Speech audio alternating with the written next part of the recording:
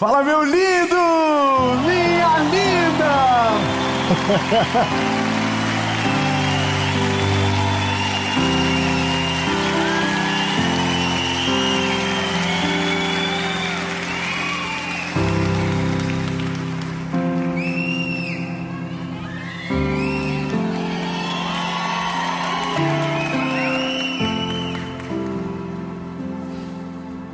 Amém.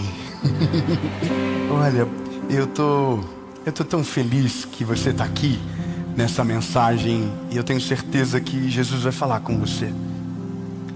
Eu quero te convidar para fazer parte da nossa comunidade, a caminhar com a gente, a viver essa jornada de todos os dias. 2 vezes por semana tem uma mensagem para você aqui no nosso canal. Segunda-feira às 7 e quinta-feira às 7 da manhã. Hoje é uma mentoria de vida e eu quero muito poder ajudar você na sua caminhada, servir você. E nós temos uma comunidade onde você vai ser avisado de todas as mensagens e você vai fazer parte daquilo que Jesus está fazendo. Nós não somos mais um canal do YouTube, a gente é uma comunidade. Amém? Então, entra, faz parte. Se você ainda não é inscrito no canal, se inscreve, ativa o sininho e fica comigo.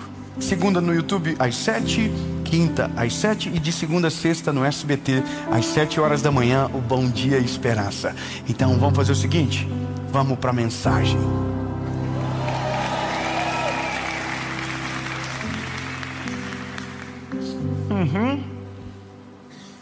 É 29:18 de Provérbios. Diz o seguinte: onde não há visão profética, o povo perece, mas aquele que guarda a palavra, esse é feliz. Olha, eu tenho uma outra versão aqui que eu deixei no meu telefone. Aqui diz palavra profética, mas nessa versão, se eu não me engano é a NTLH, diz assim: aonde não há visão. Veja, visão é uma janela aberta do futuro, aonde você consegue olhar e saber aonde você vai chegar. É como se você tivesse uma direção do porquê está vivendo o que vive e aonde isso pode te levar. Eu chamo isso de propósito, de fato. O propósito é saber o porquê você nasceu, né? Para que eu nasci? Eu acho que essa é uma das perguntas filosóficas do ser humano mais profundas de todas, né? Que é, por que eu nasci? Por que você nasceu? E essa palavra, ela nos deve movimentar a vida toda, pelo menos até uma boa parte dela. E ela deve nos movimentar até o dia que a gente encontra uma razão, um motivo, a ponto de você dizer: agora eu entendi. Agora eu entendi porque sou o que sou. Agora eu descobri a razão da minha existência. E há uma diferença brutal quando você fala com pessoas que sabem do seu propósito para pessoas que não sabem do seu propósito. É como se fosse um abismo de escolhas e de histórias. Você consegue olhar e você vê que um vive, o outro existe. E existir e viver são completamente diferentes. Quando eu digo que alguém existe, é alguém que não tem mais sonhos, não tem mais projeção, não tem mais perspectivas. Então basicamente ele se contenta com qualquer coisa na vida e ele se move dentro daquela realidade até o final da sua vida. Então ele vai crescer, ele vai construir muito pouco, vai deixar quase nada de legado e ele vai embora. E eu não estou falando sobre salvação. Não, essa pessoa, mesmo sem ter descoberto o seu propósito ou vivido de maneira excelente, ele pode ir para o céu no final. Porque a salvação não está conectada ao tamanho das nossas obras, não está conectada ao quão incrível a nossa vida foi. Não, pelo contrário. O Evangelho nos dá a garantia da salvação pelo reconhecimento de que Cristo é o nosso Salvador e que, de fato, fato somos o pecador que Ele foi para a cruz para salvar. Não é pelas nossas obras, não é por quão incrível a gente foi, ou por quão maravilhoso, não é por isso. Entende? Uma coisa não tem nada a ver com a outra, porém, todavia, a Bíblia vai dizer que fé sem obras, ela é morta. Se a fé que eu tenho em Jesus não promove uma diferença, uma mudança na minha vida, é um pouco estranho. Eu me lembro de um amigo que um dia me deu um conselho, e uma das coisas que ele falou no conselho foi interessante. Ele disse que não tinha sentido graça sem resultado. Ele falou uma outra coisa engraçada. Ele diz: são duas coisas na vida que não fazem sentido e são distantes, mas parecidas. Ele dizia uma coisa. Ele falou que graça de Deus sem resultado não faz sentido, ao mesmo passo que um famoso pobre também não faz. Eu achei interessante aquilo, muito mais pela questão da graça sem resultado, porque graça você recebe sem merecer. E se você recebe sem merecer e não usa isso para a glória de Deus, não é só um desperdício, é uma ingratidão. Então esquece a outra parte do conselho e foca somente nisso que eu estou te falando. Graça sem resultado não faz sentido. E o que a gente vê no nosso tempo é mais ou menos assim. Começa-se a vida com muita vontade de viver. Começa-se a jornada com muitos sonhos, com muitas coisas maravilhosas. Só que aí a vida, ela dá conta de pouco a pouco tirar esses cenários de esperança do nosso coração. E começa a parecer que a gente já está tarde demais para dar certo na vida, que a gente já está tarde demais para viver o nosso propósito, ou porque como se a gente não tivesse descoberto em tempo, então agora tarde demais para viver um novo tempo, e a gente vai deixando de viver e começa simplesmente a existir. E se você parar para pensar hoje, a quantidade de pessoas que apenas existem e não vivem mais, ela é absurda. E são essas pessoas que apenas existem, que reclamam da vida, que estão o tempo todo com uma visão pessimista sobre tudo, sobre todos.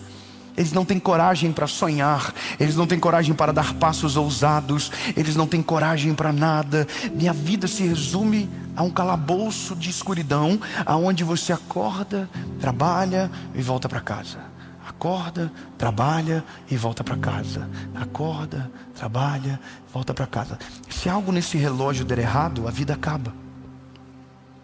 Se essa roda não girar igual no outro dia, você já não sabe mais como reagir.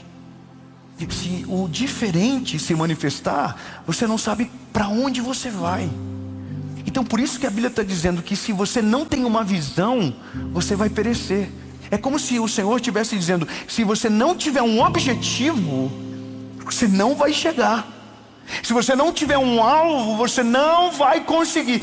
Se a vida com Jesus tem um alvo da salvação, e mesmo fazendo de tudo não poderia conquistar, porque o preço já foi pago na cruz do Calvário, só existe um objetivo na vida então.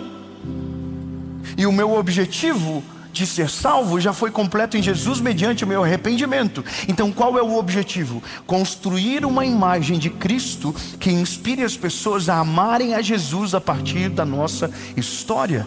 Por isso que a Bíblia vai dizer que o chamado de todos é: ide e pregai o evangelho a toda criatura. É como se Jesus estivesse dizendo assim: você já me conheceu?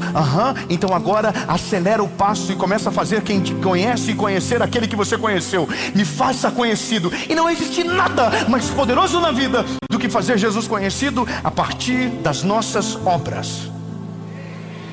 Obras dignas de alguém que ama Jesus, obras dignas de alguém que foi impactado pelo Evangelho e agora está mudando a vida de alguém. E eu não estou falando de um carro importado, não estou falando de uma casa gigante, não, lindo. Eu estou falando de uma família que não se quebra na tempestade. Eu estou falando de filhos que honram os pais. Eu estou falando de famílias que não se quebram, que não se derrubam, que permanecem. E aí, eu vou ser bem sincero para você: só dá para ter uma família dessa maneira se a família tiver um objetivo de onde quer chegar. Irmão, eu vou falar uma coisa que é perigosa, não me leve a mal, mas a vida do ser humano, se não tiver uma dívida,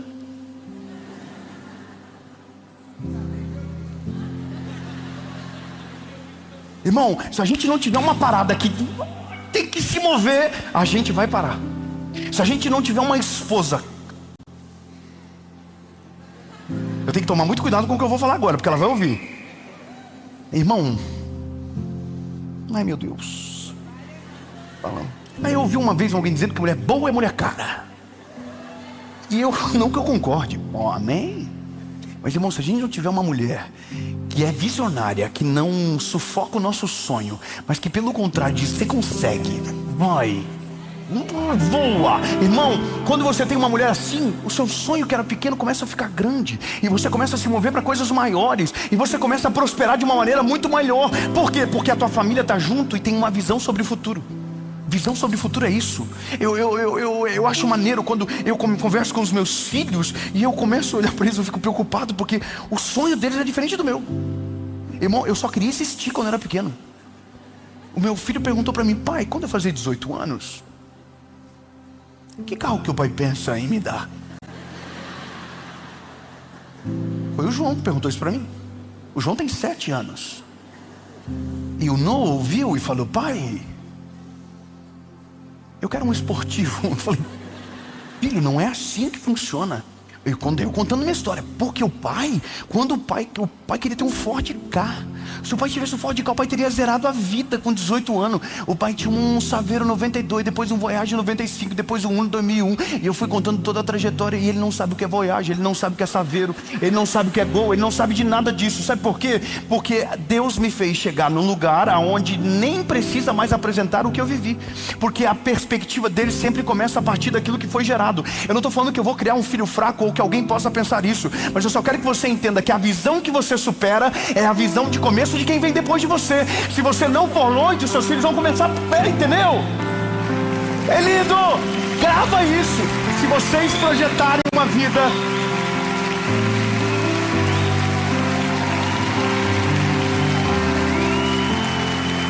e entenda isso. Eu não estou falando de carro, eu não estou falando de casa, eu não estou falando de dinheiro, eu estou falando de perspectiva. Eu não orava com os meus pais quando eu era criança, mas eu chego no quarto dos meus filhos, eles estão de joelhos dobrados na beirada da cama. Tudo que demorou tempo para eu viver, para eles já parece normal. Irmão, meus filhos estudam num colégio que eu não sabia que existia quando eu era pequeno. Já parou para pensar que isso é exatamente sobre nós? Se você existe, você não vive. Agora, se você vive, a existência faz tudo valer a pena. Você vai ver os teus filhos crescer, você vai ver Deus fazer coisas extraordinárias na sua família, porque você tem um propósito, e o meu propósito não é ter mais, o meu propósito é glorificar o nome de Jesus em tudo aquilo que eu faço. Então, meu lindo, eu não estou aqui gravando uma mensagem a mais por semana porque eu quero me aparecer, não, meu lindo, é porque Deus falou comigo, tem que fazer mais. Você tem vida, você tem sangue nos olhos, vai para cima. Meu lindo, eu acordo de madrugada sempre. Talvez você não sabe, eu estou gravando essa mensagem, eu viajei a noite toda, eu dormi 1 hora durante essa tarde, mas eu estou aqui com meu coração cheio de alegria, porque eu sei aonde eu quero chegar, eu sei o que Deus tem preparado para mim. Se você existe, você não se move para fazer além do normal. Nós não fomos chamados para fazer o comum, a gente foi chamado para fazer o extraordinário, para fazer o que ninguém está fazendo, para viver o que ninguém está vivendo, para pisar aonde ninguém pisou, para colocar a mão onde ninguém colocou a mão. Deus nos chamou para viver o extraordinário. Se você não tem visão sobre o futuro, você vai perecer. E o único que nos dá visão sobre o futuro é o Senhor Jesus. É Ele que clareia a nossa mente, é Ele que endireita o nosso caminho, é Ele que abre os nossos olhos, é Ele que nos livra do adversário, é Ele que nos coloca em processos que nos levam para o extraordinário. Mas a gente só vai viver se a gente deixar com que Ele entre dentro do nosso coração e da nossa mente. Nós não podemos existir. Grava isso. Você não foi chamado para existir somente. Acorda, trabalha, dorme. Acorda, trabalha, dorme. Não, Deus chamou você para viver uma vida extraordinária, uma vida que inspira, uma vida que muda a vida dos seus filhos, uma vida que traz segurança para sua família, uma vida que faz as pessoas olharem e dizer, meu Deus, que coisa linda essa família. E não é pelo carro, não é pela casa, não, é pela segurança, pela paz que a tua família transmite. Deus tem um propósito na sua vida, e o propósito dele é ser conhecido a partir da sua história, a partir do legado que você vai construir. Ou seja, se você não tiver uma visão clara sobre o futuro, você não vai se mover em direção ao extraordinário. É só isso. Quando eu entendi isso, eu comecei a olhar para minha casa de uma maneira diferente. Eu sou intencional. Ser intencional é treinar os meus filhos Não é um treinamento superficial, é com gestão de tempo. É voltar para casa e ficar com eles. Eu quero que eles amem a Jesus. Então eu descobri que se eles entenderem que o que o papai deles faz é inimigo de ter o papai em casa, eu vou ganhar tudo, todos, e vou perder a minha família. Já parou para pensar que tudo sem propósito não tem gestão de tempo, não tem uma gestão sábia, é só pela estação e nunca pelo futuro? Sabe qual que é a minha expectativa para amanhã? Buscar minha filha no colégio. Provavelmente não vai ser uma noite que eu vou dormir bem. Eu vou ter que acordar de madrugada. Mas amanhã minha filha não quer nem saber se eu dormir bem, se eu dormir mal. A única coisa que ela quer é porque amanhã ela vai chegar para a professora dela e vai dizer: prof, quem vem me buscar hoje é o meu pai. E a apresentação de balé dela se eu faltar? Irmão, não vale nada a pena. Por isso que nunca é sobre o dinheiro, nunca é sobre isso não, lindo. É sobre o que você está fazendo com a sua existência. É sobre ser intencional com a sua família. É sobre dar valor para aqueles que merecem a sua volta. É sobre ter um propósito claro no que você faz. Sabe, quando você tem um propósito claro no que você faz, não importa onde você trabalha, a sua eficiência, o que você faz vai aparecer de alguma maneira. Você sabia disso? Eu me lembro de uma história do rapaz que varreu o pátio da empresa. Ele varreu o pátio da empresa durante muito tempo. Só que quando ia o outro varrer, a empresa nunca ficava limpa. Mas quando ele ia, a empresa ficava um brinco. O abismo da vida se dá quando o menos provável se levanta no meio dos prováveis. É quando o improvável se levanta no meio da história. É só alguém limpando o chão da empresa. Não tem projeto, não tem carreira, mas ele não está vivendo como se fosse a última parte da vida dele. Ele está vivendo um dia de cada vez. E essa é uma história de verdade.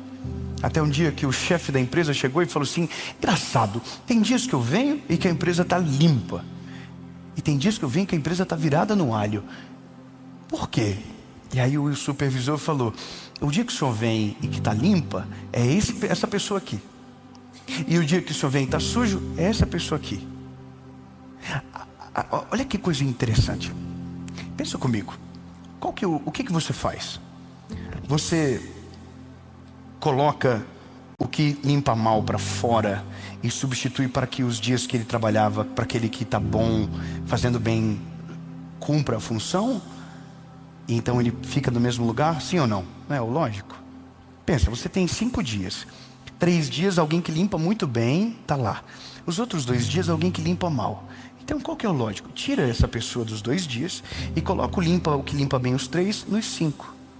Essa é a lógica que talvez a gente acredite ser a viável ou a comum. Mas olha como que acontece na história. A história é assim: o que limpa bem 3 não limpa mais nenhum dia depois de amanhã. Não, você não pegou. Eu vou melhorar. A lógica é: o que faz bem feito os 3 dias não vai limpar mais nenhum. Não é possível. Eu vou melhorar. Não é possível, não é possível. Significa que tudo que você faz com excelência, você não fica, você promove.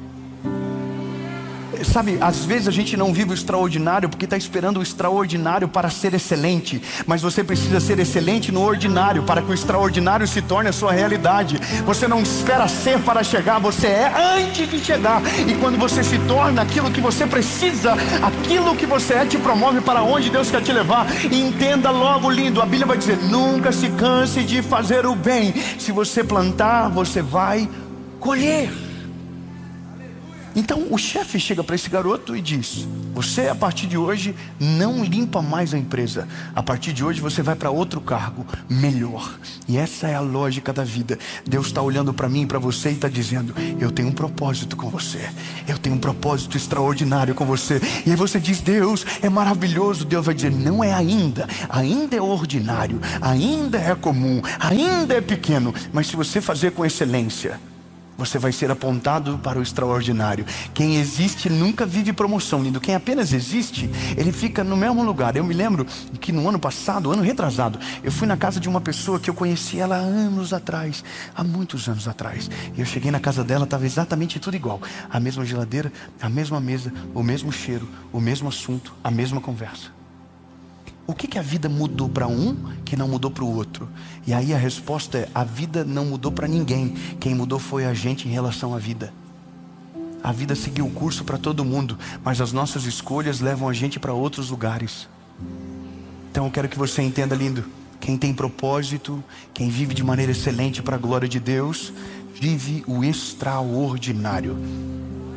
Sabe qual que é uma das coisas, um dos maiores segredos da Suíça? Isso aqui é algo interessante demais. Tudo o que um suíço faz, ele faz para ser o melhor.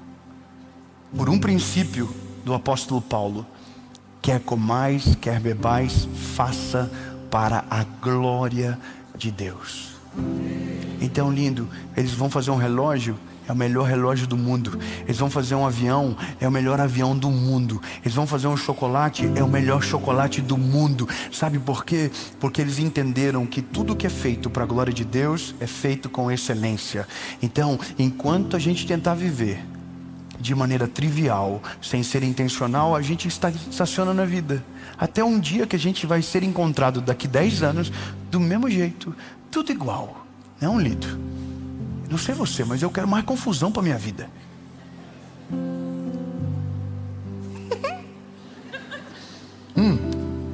Eu sempre termino o ano orando assim: Jesus, não é possível que dá para ter coisa mais legal. Não é possível que tem mais coisa para viver. Irmão, todo ano Deus vem e surpreende de uma maneira extraordinária. Quando você pensa que acabou, que não tem mais nada de novo para acontecer, Deus vem e pá! Só continua se movendo. Fala para quem está perto de você: continua se movimentando. Continua se movendo em direção à vontade de Deus. Continua. Deus vai fazer o extraordinário. Para a gente é só fazer o ordinário bem feito e com excelência, que dá certo. Amém? Jesus, tu é maravilhoso, Senhor. O que o Senhor tem para nós ainda? A gente se compromete com uma coisa: nós vamos fazer o ordinário com excelência, contando que o extraordinário o Senhor fará. Em nome de Jesus.